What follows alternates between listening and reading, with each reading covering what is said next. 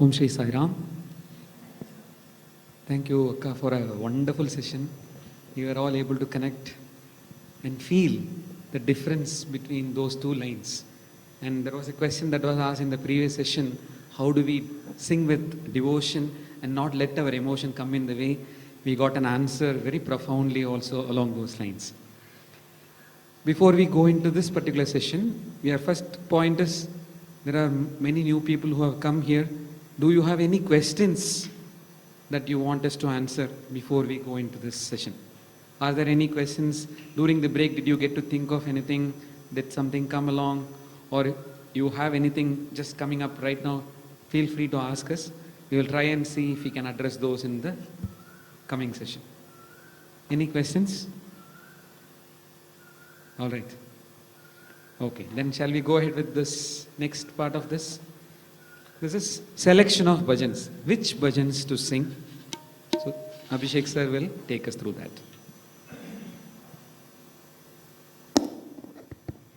Yeah, so usually there is a mistaken notion that the more we progress in our bhajan career or our musical journey, we should take up more complex bhajans, more complex songs to reflect our... So once again, it goes back to what Sindhujaka said, that the moment we bring us into the picture, the whole point of the bhajan, the intention of the bhajan gets defeated, right? There's a very important disclaimer that, like we've seen our seniors embody, there is no special place in heaven for complex bhajan singers. Right? So, I'm sure Chaitanya Mahaprabhu did not sing something like, what's the most complex Krishna bhajan, you know? Neela Megha Shamala. I'm sure he did not sing that. Take any complex bhajan, it is not necessary for us to choose complex bhajans. I would go one step ahead and say that you would be better off choosing bhajans which invoke the best bhava in you, where you don't feel yourself being present at all. Right? So the moment you have to think of what is the next line or what is the next curve that I'm supposed to give, you're already defeated in the process of what should be the intention for the bhajan session, because there's again you, right? So choose a bhajan that invokes the best bhava in you, and it can be a simple bhajan, it can be a complex bhajan, but you must be able to deliver it without you being present over there. That's the intention of a bhajan session. So this concept of selecting simple bhajans is a very subjective and a very touchy topic. Simple is very subjective, right? So for some people, this might be very...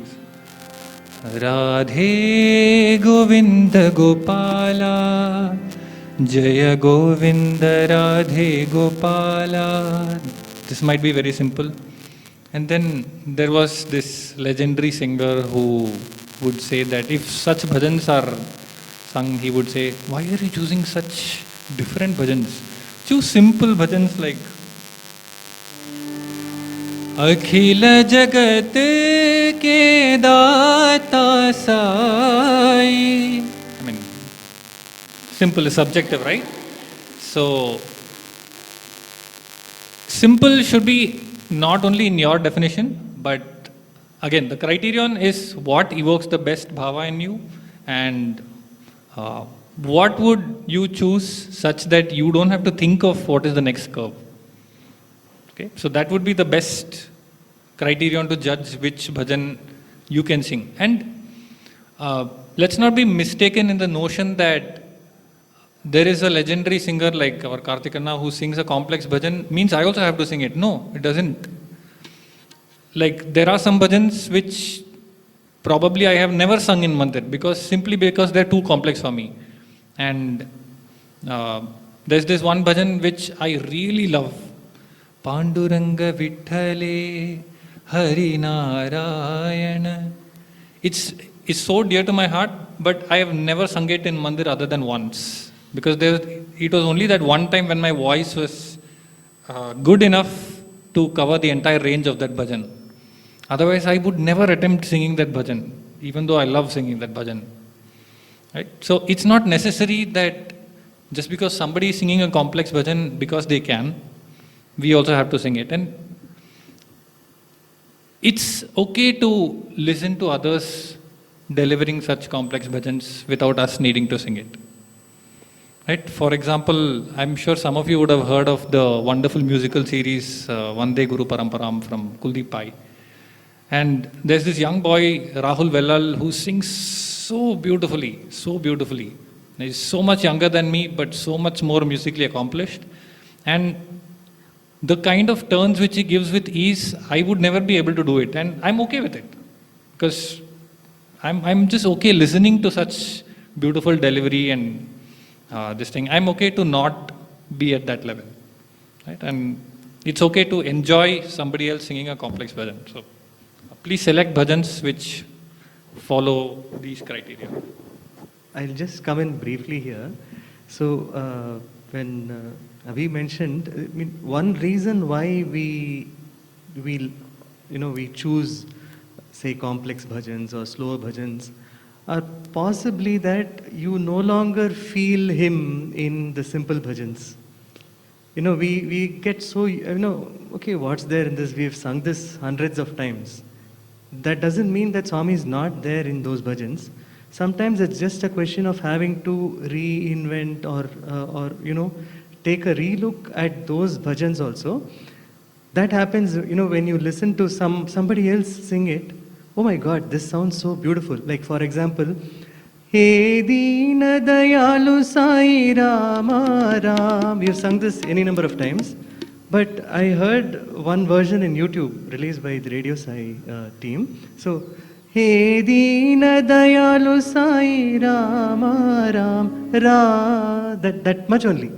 Sai Rama Ram Parama Kripalu Sai Ram. That Parama Kripalu Sai Ram Rama Ram. That much only was the difference. It is, but that adds so much beauty. And even in Rama Shri Ramchandra, maybe two and a half. There's one. Sharanagata Paripalana Shri Charana Rama. There. Sharanagata Paripalana Shri Charana Rama. That much, I mean, that adds so much beauty to the bhajan. But maybe, because we got so used to singing it over and over again, we sing it almost like a rhyme and very, very perfunctorily. I mean, okay, this bhajan, let's get it over with. If we were to put as much effort into singing, I mean, what we think is a simple bhajan, as we would when we sing something which we like to sing or which we think is a complicated bhajan, I think that can make all the difference to a bhajan session for ourselves and for everybody else. Yes, and the same thing with respect to once you've chosen your bhajan, you choose the scale of the bhajan which is comfortable for you. It's not necessary that somebody else is singing it in a very low scale or a very high scale, so I must also reflect that. So that is not the standard to measure ourselves with. Rather, what is comfortable for us. Again, there is a very important disclaimer. There is no special place in heaven for people who sing high scale or low scale. Okay, it's all an even playing field. Yeah. So how to choose the Shruti of a bhajan? Your bhajan coordinator will help you with that. But the general guideline is you look at what is the highest note of that bhajan and you match it with the highest note that you can reach. So let's take an example here. We can take Rama Sri Ramachandra. In Rama Sri Ramachandra, the highest line is Rama Sri Rama. So that is the highest line. So I know that on the harmonium, this note is the highest. So I match it with that. With respect to that, what is the scale? So with respect to that, this is the scale. Rama, Shri Rama. Any higher than this, I would probably crack, or I would probably not get the bhava that I'm getting right now. Right? So I would choose that. And I would not choose it to be any higher than this simply because Karthik brother can sing higher, definitely. One note higher at least. Right? So I would not choose that because it doesn't evoke that much bhava in me. You should also be able to sing the lowest note in that, Yes. at this pitch. Rama Shri Ramachandra Jaya Jaya. Up to there, that is the lowest note. Jaya Jaya Rama. Yes, and if you're not able to cover this entire range, choose another bhajan which has a smaller range in which you can sing. This bhajan is not for aspirants. First point. This bhajan is not where we want to start. We want to start it Mrityunjayaya Nama Om. That's So that is also the for starting aspirants. point. Like those people who are aspiring to sing. So we should start with those bhajans which is comfortable, where we should not be worried about whether we can give these turns. And there are thousands of bhajans. It is not necessary that you have to sing every bhajan that you have heard of just because you liked it. Please don't do that. Yes, you can sing, but not necessarily on the mic. Yes. And Radio Sai bhajans are there. Bhajan a day. There are so many bhajans. They have sung. So in the Brindavan Bhajan group, when we joined, during the interview, our sir asked this question. 2-3 new people were there. He asked them, so how many bhajans do you know? One person said, sir, 600 bhajans. 600 bhajans. Like that. Then he showed us one person who was already member of the bhajan group. He asked, how many bhajans do you know? That fellow said 60. Like, I know that he has been in the bhajan group for the last 3+ years. He says 60. We are just coming in and then he says 600. Then sir said, he knows 60 thorough.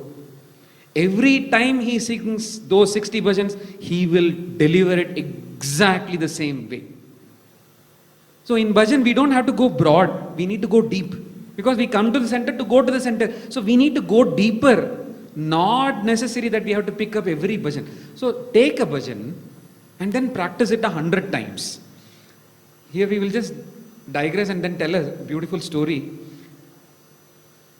Swami learned this bhajan, Hari Bhajana Vina Sukha Shanti Nahi, from one of the student. Swami heard it from him. And then he was very impressed with that bhajan. So Swami told him, sing again. On the first time itself, he made him sing once, twice.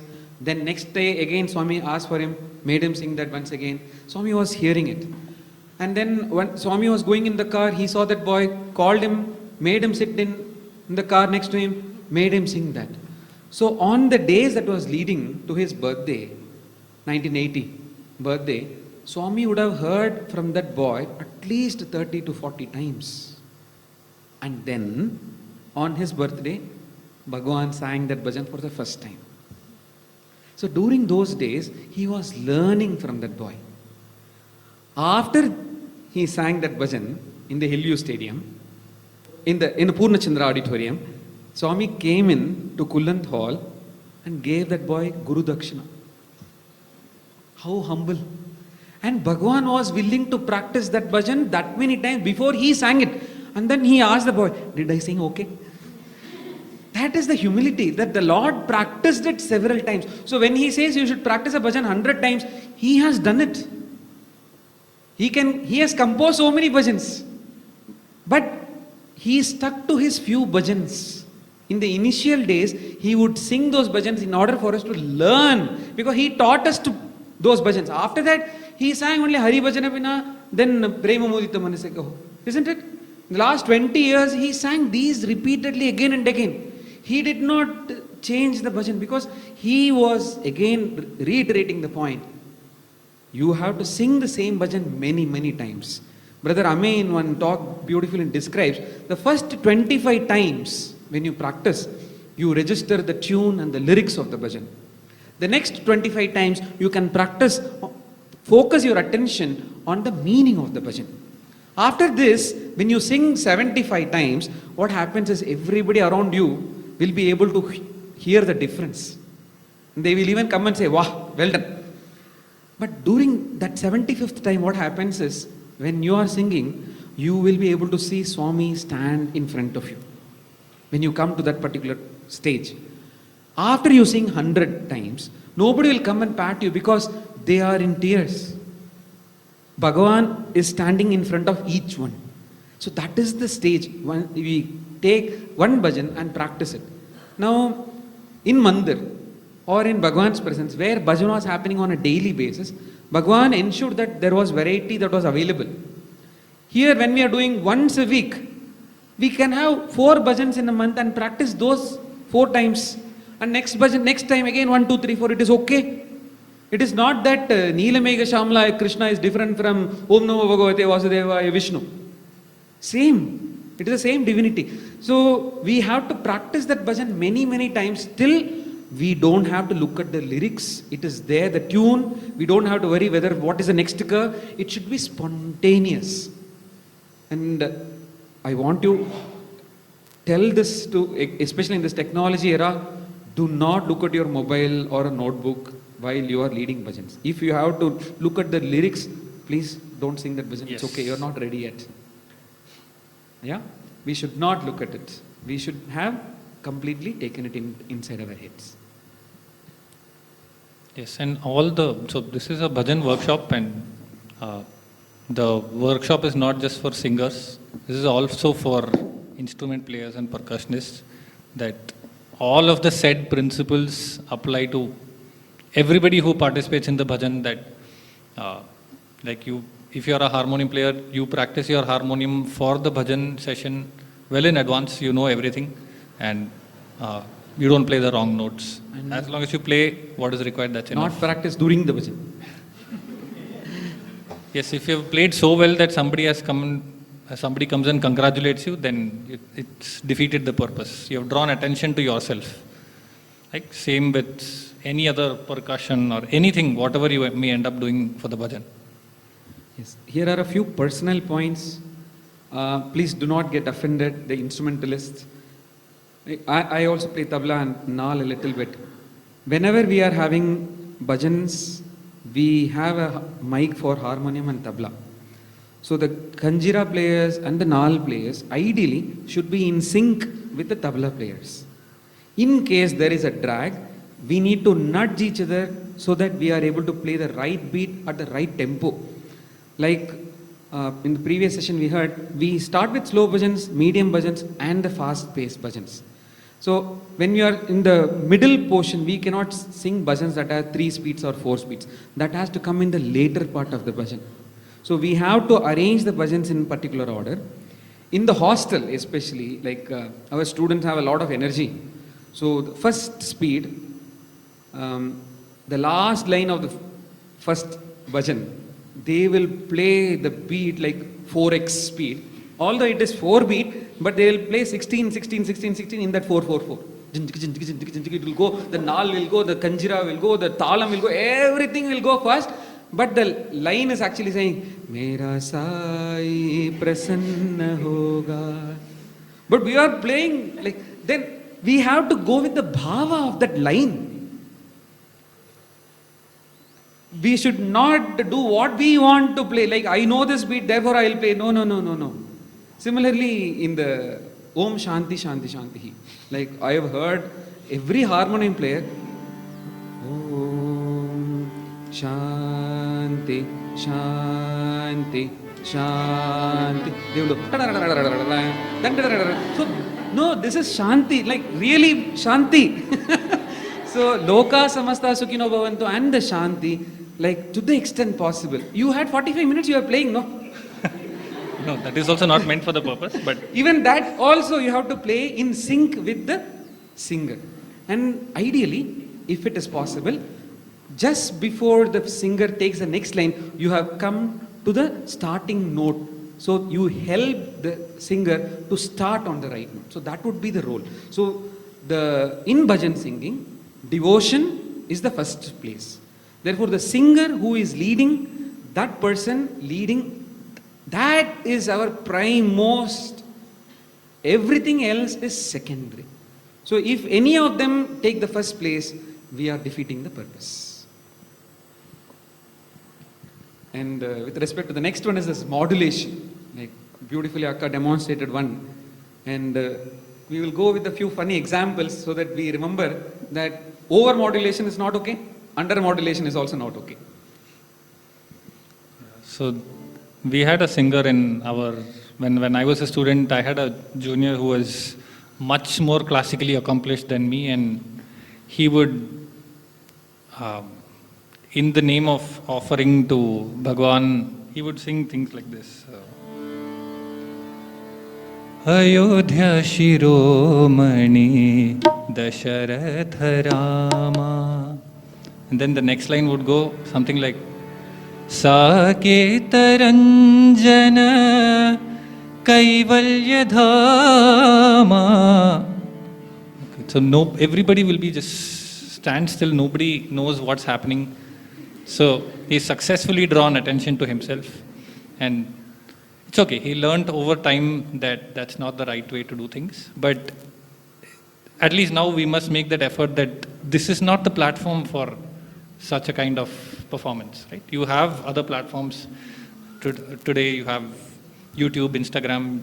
Everywhere we are anyway competing with each other in the world. We are selling ourselves without a choice. At least here, when we come, let's collectively offer ourselves to Bhagavan.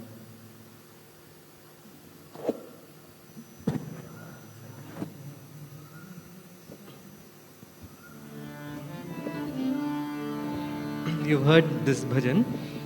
Sai Rama Hare, Sai Krishna Hare. So that the last line is Sai Rama Hare, Sai Krishna Hare. So I mean, not everybody sings it the way it is supposed to be sung. It should be. I mean, when you sing it, you should have practiced, like he said, 100 times. Sai Rama Hare, Sai Krishna Hare. So it goes like, little bit all over the place. We have to have practiced it that many times. Yes, this is a special case where the bhajan itself is like that. You can't say that somebody is adding a curve to that. So if it's not in your repertoire, it's okay. Sai Sundara, for example, it requires those turns. It has to be there. If you are not able to give those turns, don't sing. Like then you give it to Abhishek sir, let him sing. Sai Sundara Sundara. When it comes back, Sai Sundara Sundara. So you can't it's sing okay. that as Sai. No, it requires that touch. It is there in the composition originally. So you can't reduce what is already there. Then we Indians, especially the classical turned the South Indians, we actually add a thick accent and curves and all that. Like when we are trying to sing an English bhajan, we should actually have a modulation which is smooth and soft. We cannot give our Carnatic touches like remind me, my Lord, remind me, my Lord, remind me, my Lord, who I am. I am Om, eternal Om. No, that's not the way that was composed. So we cannot add unnecessary our accent and the turns to the bhajans. So modulation has to be within the limits that the bhajan permits. Don't do more, don't do less. In fact, that is the same concept Swami said in service also. Don't do more than what you can do because of ahamkara. Don't do less than what you can do due to ajnana. So both are not allowed. And even, not necessarily this, even Jaya Kailashpati, I've heard because some of our students, they go to Parthi, they listen to a bhajan which they have not heard before.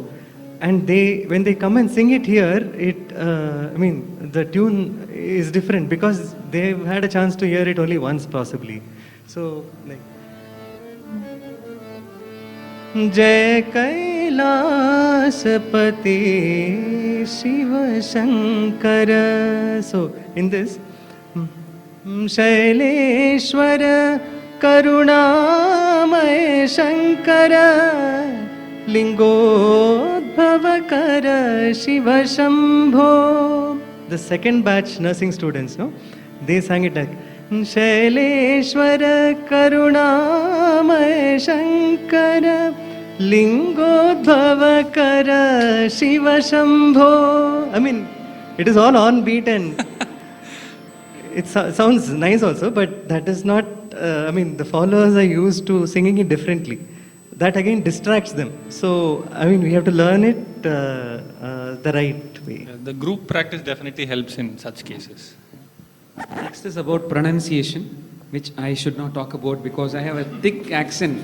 Like if I sing in English, wife here when I am here, like it will sound like wife is here when I am here. Why? Definitely she's here. So we will talk about pronunciation, which is an essential part of the bhajans. Yeah, so definitely guilty as charged. As a South Indian, we generally don't pay attention to the pronunciation of words. Like Deena Bandhava Baba Daya Sagara. So it's Deena Bandhava Baba. So sometimes it so happens that it becomes Deena Bandhava Baba. No, such things can happen. So it's best to learn it from somebody who's been singing it for years and get the right pronunciation before you deliver it on mic. Singing it correctly for years. Singing it correctly for years. Yes, Because yes, for yes. years I would have possibly been singing it wrongly. Yeah, he corrected me about this ba and bha, where to, I was always swapping it. It took, unlearning was difficult. That is why group practice comes first. It's helpful to learn the actual meaning of the word, and so when you read the Hindi script or the Sanskrit script, when somebody can read it, they can give you the right pronunciation. And like even though the bhava might come out rightly in you, the word may not mean anything, or sometimes it can mean the wrong thing if you sing it wrongly. So here is a very funny example. There's this beautiful bhajan. Devi Jagajanani Sai Mata Pranava Swarupini Prani Jnana Pradayini Jnaneshwari. So the next line, one of the singers did not know the exact meaning. So the exact line is Tripura Sundari Dakshayani. Dakshayani means the daughter of Daksha, is basically Parvati. The person did not know the meaning and sang it as Tripura Sundari Drakshayani. So Drakshayani means daughter of grapes, which is not even a real thing. So please know the actual meaning of the word before you sing. At least this has some meaning. So there is one Pitambara Sai Sundara. Somebody sang Pitandar Sai Sundara, and with variation Pitandar Sai. I mean, I don't know if there's a meaning for Pitandar. So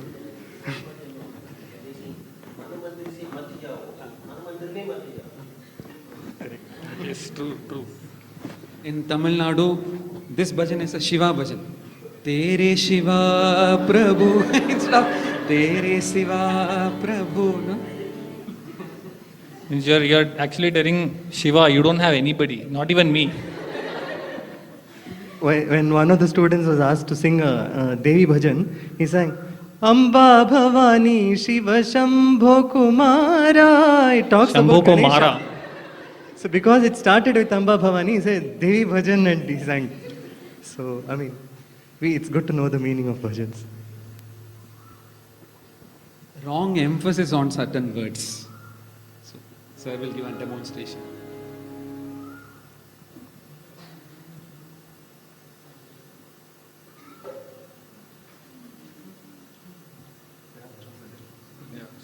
So there's this bhajan, Raghava Sundara Rama Raghuvara. And there's this line which says, Ravana Mardana Vighna Bhanjana. And then we tend to give the next variation, which is Ravana Mardana. Why so much emphasis on Ravana? He's considered as a negative example. So, Ravana Mardana. So, the killing of Ravana or the ego that represents Ravana is what should be given emphasis on. So, give emphasis on the right words. The Vigna also. Some bhajans, Ganesha bhajan, the Vigna is actually elongated. Vigna Vanjana. It not Vigna, not necessary to elongate that particular word.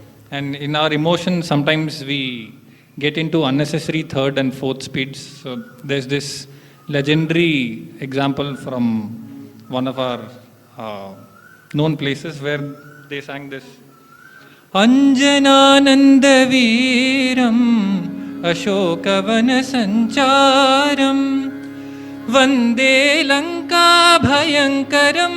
And then with so much more emotion, they go on to sing Bhayankaram Sai Bhayankaram. So if the Lord was so fearful, you all wouldn't be here, right? So Bhayankaram Sai Bhayankaram does not really make sense.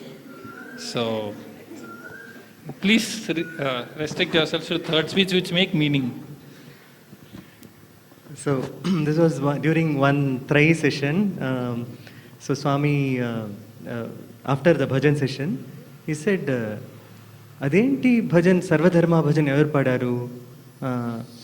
Then somebody said, Swami, Guru Nanak ji ki. Adenti Nak ji ki enti? Nak ante fox, Swami said. So, I mean, he is reflecting. Suppose someone is hearing the bhajan for the first time, that is what they heard. So, Guru Nanak ji ki jai jaikar. So some people, Guru Nanak ji ki jai jaikar. Enti nak ante fox, Swami said. So the stress on which words you emphasize is very important.